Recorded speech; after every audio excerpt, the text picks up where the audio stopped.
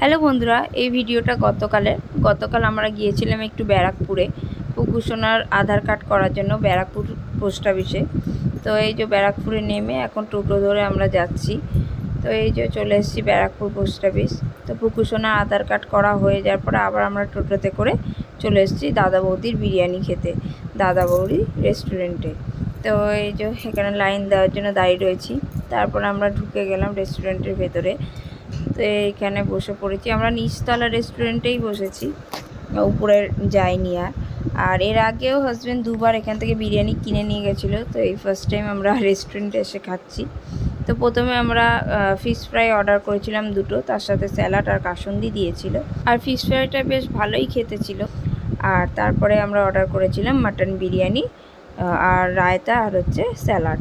তো খাওয়া দাওয়া কমপ্লিট করে নেওয়ার পরে আমরা বাড়ির দিকে আস্তে আস্তে রওনা দিলাম।